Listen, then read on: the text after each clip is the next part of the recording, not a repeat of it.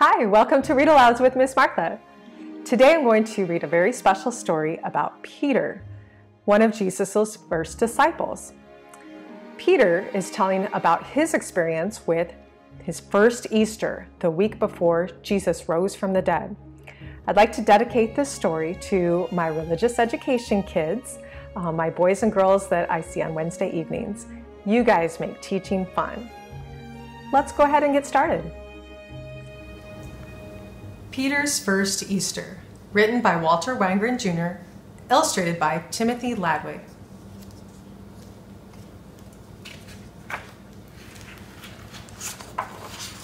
Peter's First Easter.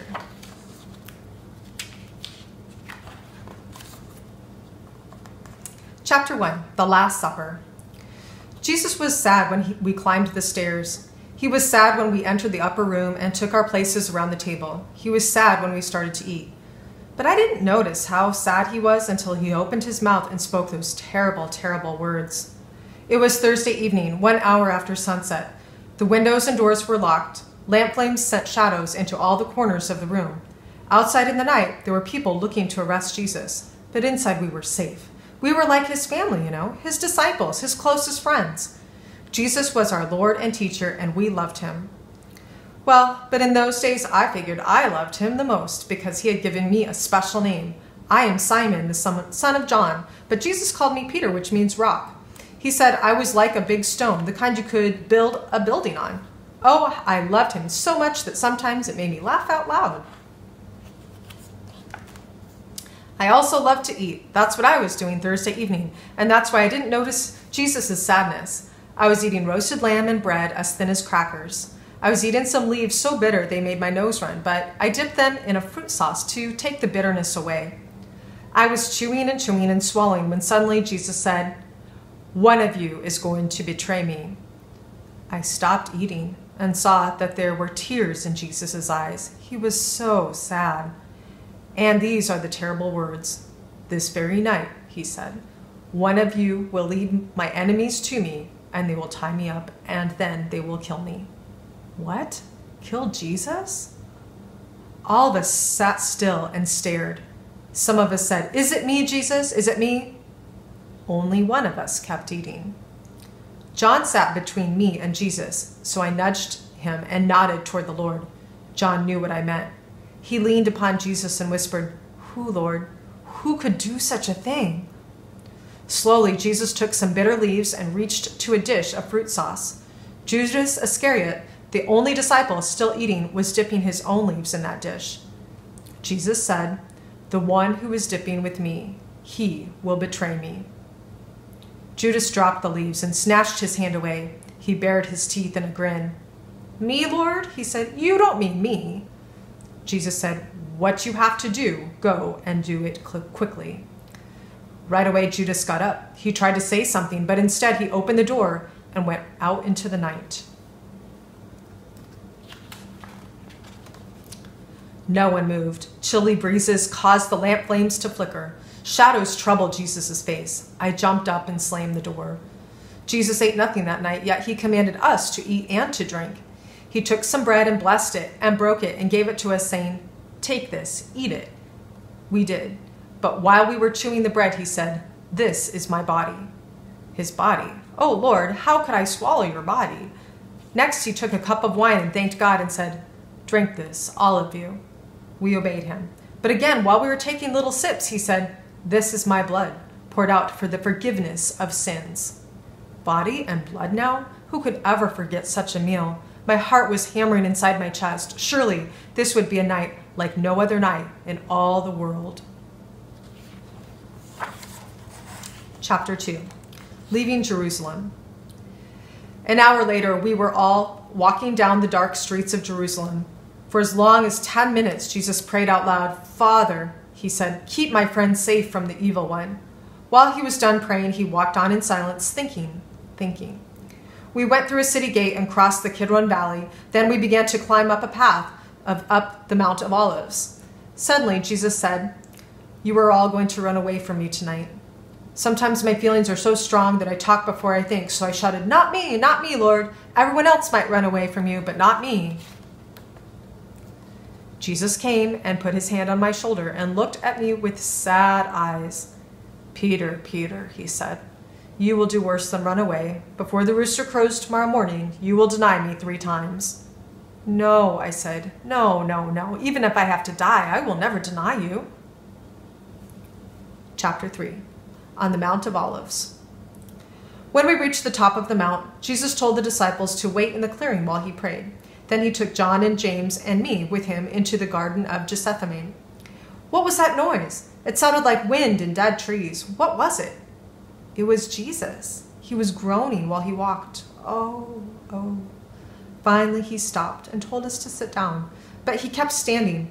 Under 1,000 stars, I could see sweat on his forehead, sweat as thick as blood. "Oh, my friends," he groaned, "I am scared to death. Please keep watch with me." Then he walked off into the trees.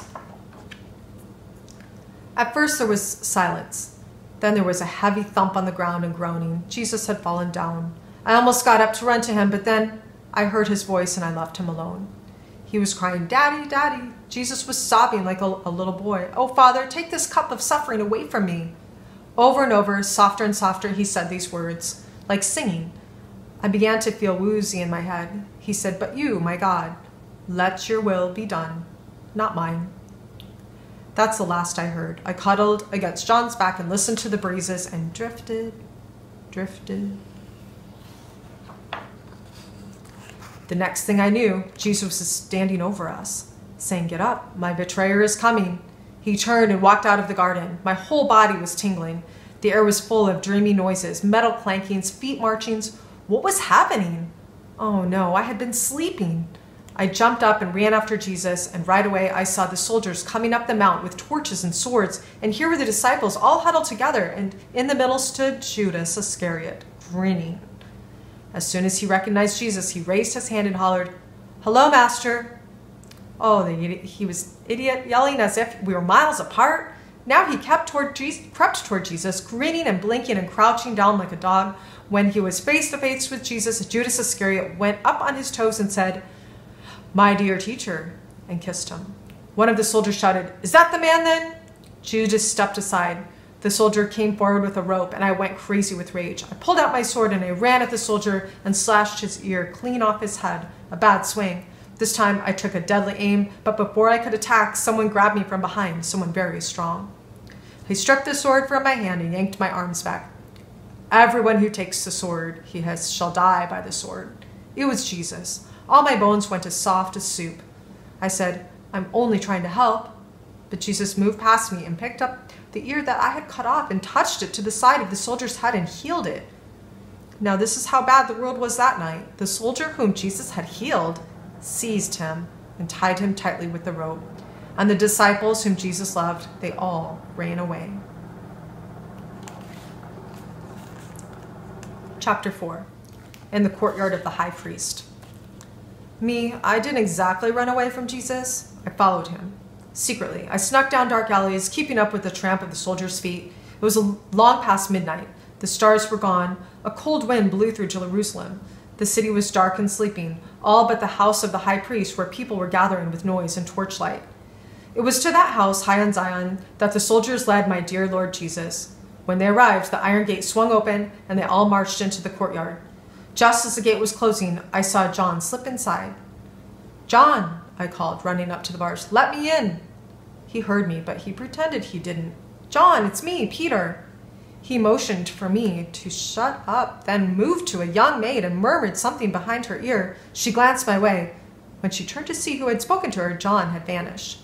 Frowning then and staring hard at my face, the maid came to the gate and opened it. I walked in as if I belonged there, but she kept staring. There were soldiers everywhere in the courtyard.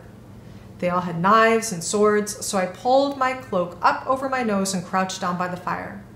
That girl was like a mosquito. She circled closer and closer. All at once she clapped her hands and exclaimed, "Yes, I do know you. You are a friend of the prisoner."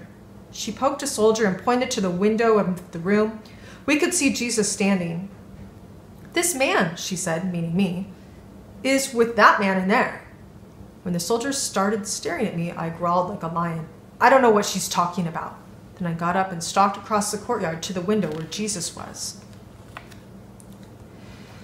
Didn't take me long to realize that horrible things were happening in that room. People were screaming, "He's guilty, he's guilty. He said he'd destroy the temple itself."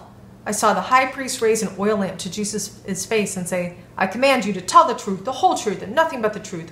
Are you the Christ, the Son of God?" The room fell silent. Jesus, gazing directly into the high priest's eyes, said, "I am." "Blasphemy!" cried the high priest, as if someone had slapped him. He smashed the lamp and began to rip his clothes. "Jesus of Nazareth has sinned against the Most High God," he cried.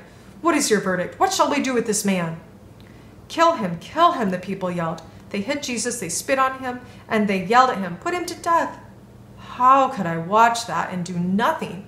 I was trying to figure out what to do when suddenly someone touched my arm. I jumped straight up and rolled around and found 3 soldiers and a servant all glaring at me. The one who touched me said, "The maid was right. You are one of his followers." "Not me," I shouted. "I swear to you, I'm not." The servant grabbed my sleeve and said, "Liar, I saw you. The man whose ear you cut off, that man is my cousin." This was more than I could take. I cursed and swore and roared. I never even met the man named Jesus. With all my might, I tore my sleeve from the servant and spun around, and there in the window was Jesus staring back at me, his eyes so sad, his eyes so very sad. And then the rooster started to crow. Maybe everyone in the world could hear that rooster crowing. Surely Jesus heard it. He looked at me with tears in his eyes, so I started to cry. I started to run. Oh, I was a bad man now. I ran through the courtyard, I ran out the gate, I ran into an alley, and there I fell on the ground and cried. All night long, a man lay crying in a dark, dark alley of Jerusalem. That man was me. Chapter 5, Hiding. I was such a bad man now that I didn't deserve for people to like me. They shouldn't even look at me. So at dawn on Friday, I went into hiding. But let me tell you something. I still love Jesus. Do you understand this? I wanted to be close to him. So wherever the soldiers took him, I followed, sneaking from hiding place to hiding place like a rabbit, like a robber, like the ugliest person in all the world. The ugliest, yes. A year ago, Jesus had called me by the ugliest name there is. And at that time, I thought he was wrong, but now I guessed he was probably right.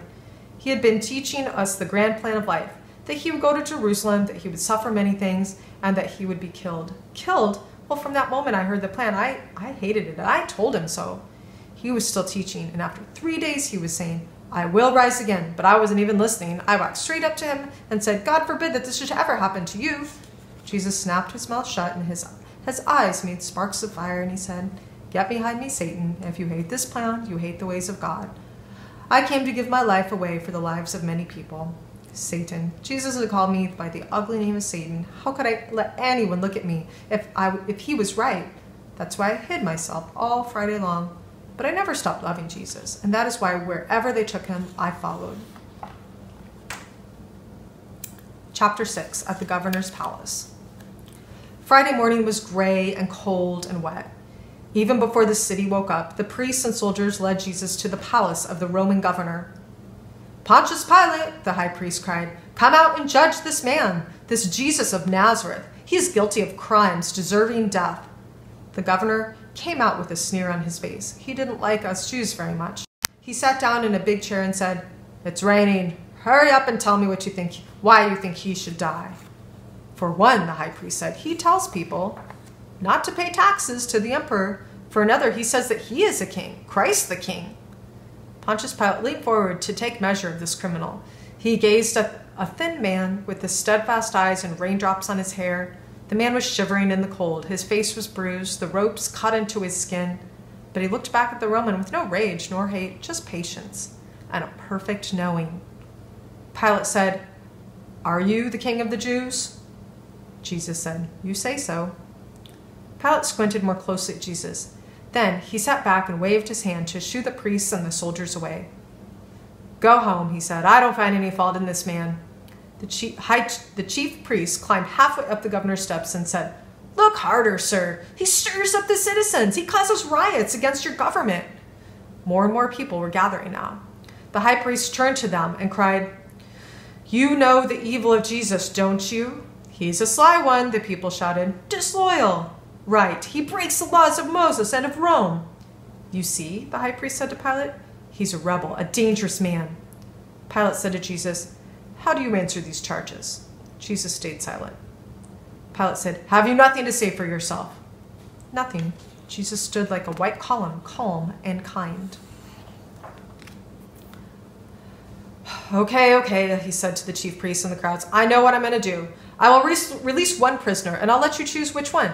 Shall I release the murderer named Barabbas, or shall I release Jesus, the King of the Jews?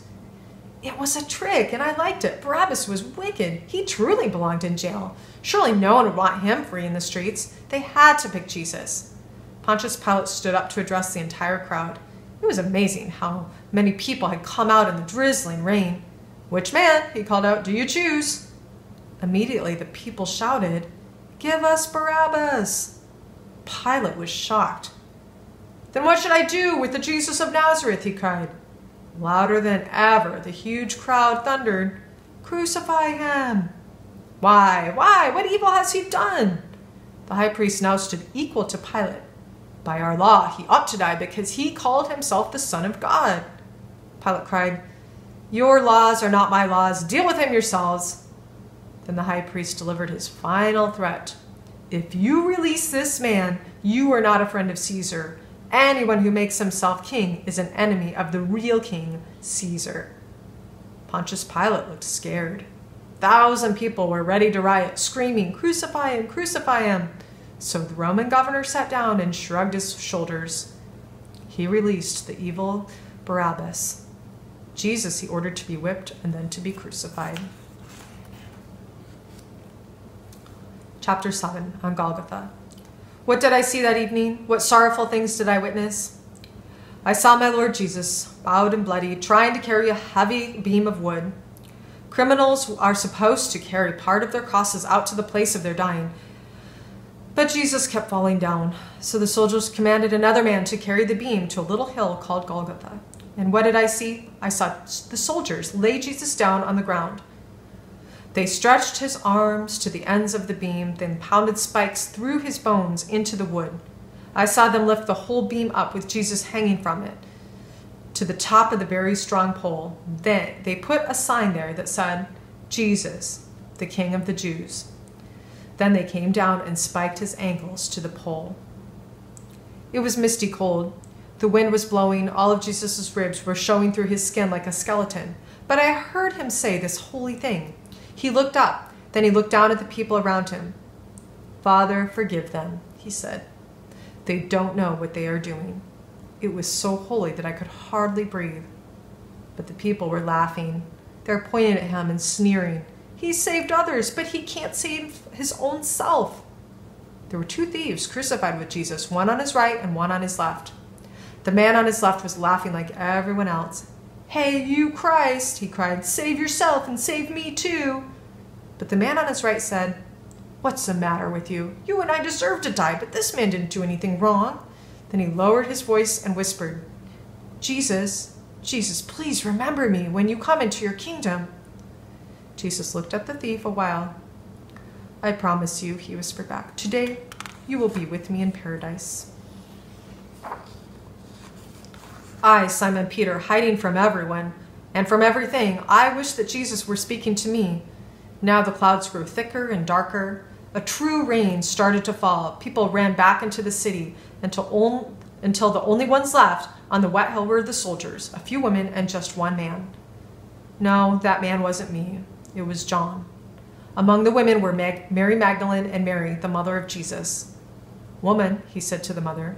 She was crying so hard that John had to hold her up. Woman, Jesus said, let the man beside you be your son. And to John he said, she is your mother.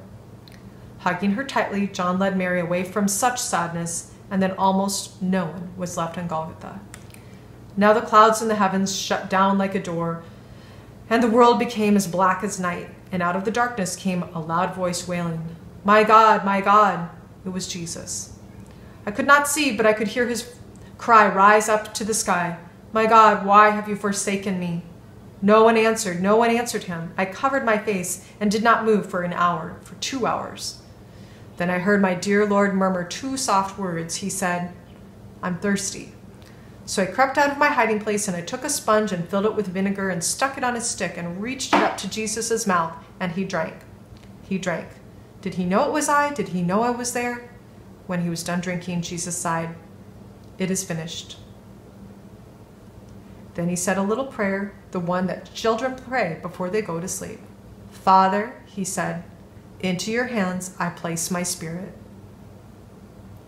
What did I see that Friday, and what did I witness? I saw the head of Jesus sink down between his shoulders. I saw his body sag. I heard a long, long breath go out of his mouth, and I waited. But I never heard another breath go into him again. Jesus was dead. Chapter 8. In the tomb. They buried him. On the Friday of my hiding, just before the sun went down, a man named Joseph came and lowered the body of Jesus from the cross. He wrapped it in a long white linen cloth and carried it into his own tomb, a grave carved in solid stone. Joseph rolled a flat stone like a wheel against the door to the tomb, and then he went away. Alone then, I went to the flat stone and touched it. I touched my name, Peter, the rock. But what good is a stone when no one can build a building on it?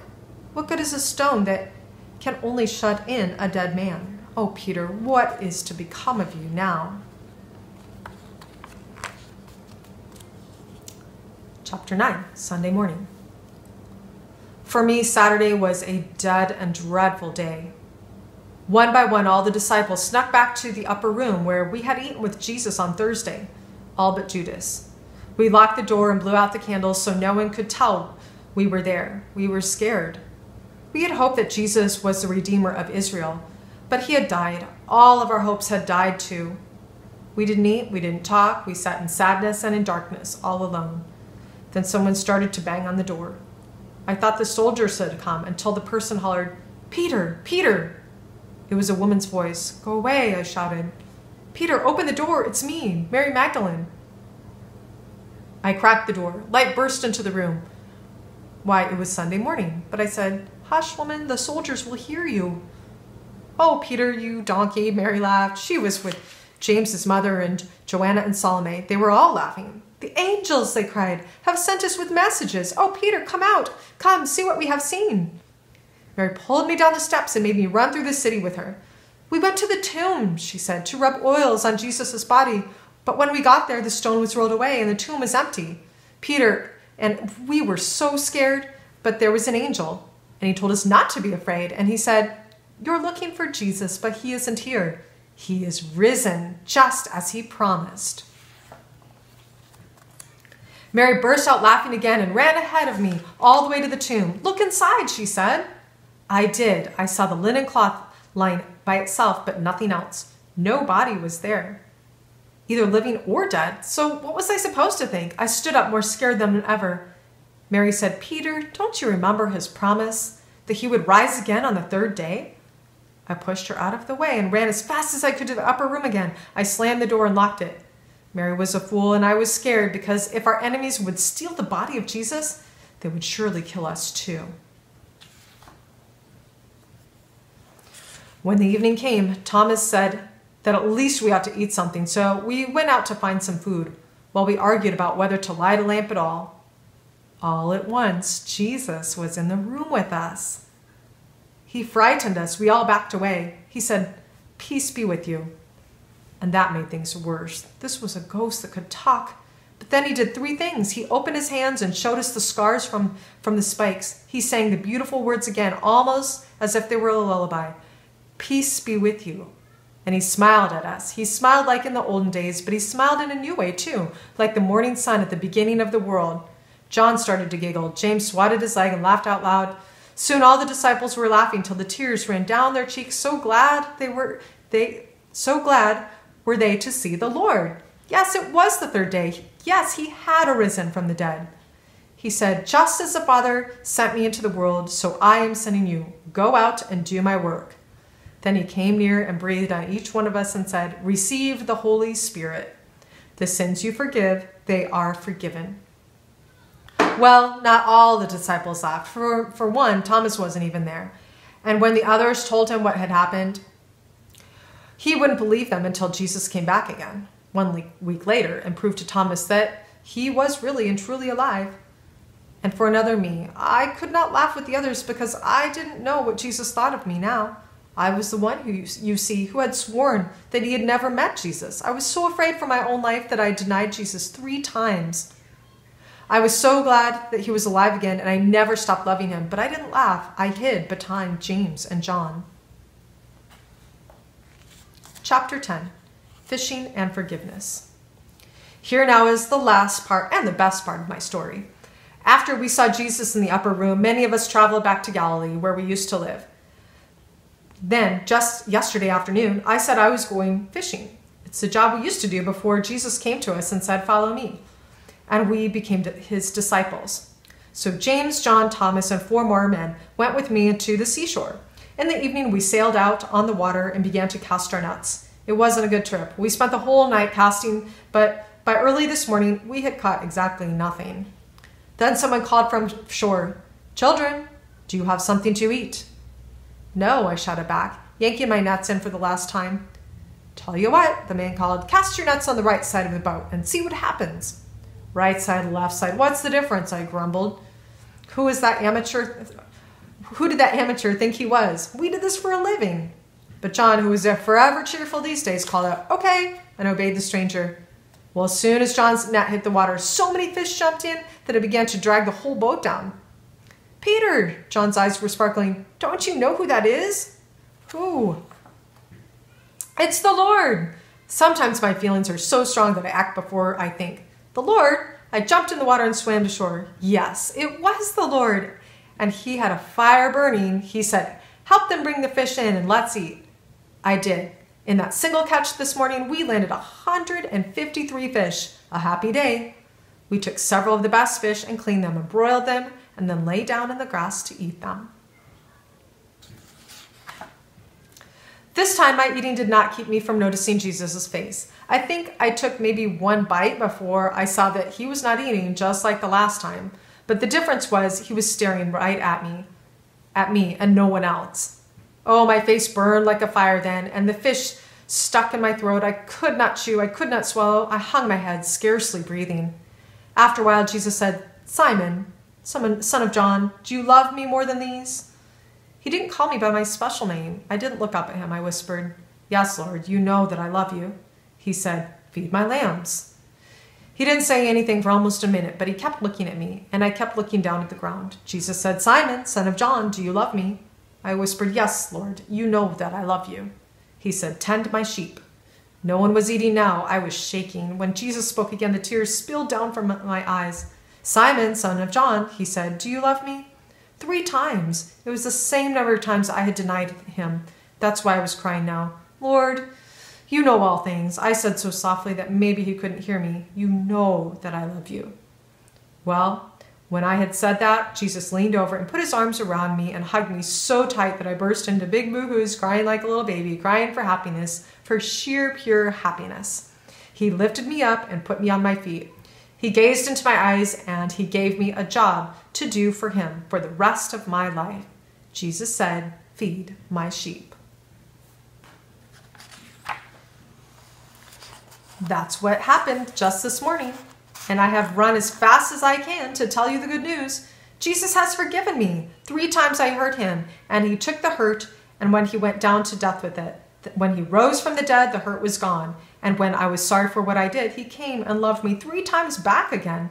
And now I have so much of his love that I can love you, just like Jesus. Forgiveness. We're both forgiven. How do I know? Well, when we were done eating, Jesus smiled and said the very same thing he said when he first called me Peter. He said, "Peter, you know, his big stone. Peter," he said, "follow me."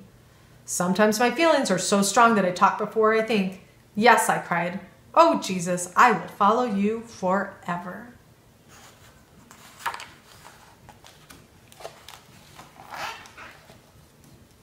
Peter's first Easter. I hope you enjoyed the story, and I also hope you all have a wonderful Easter with your families. May God bless you. Until next time.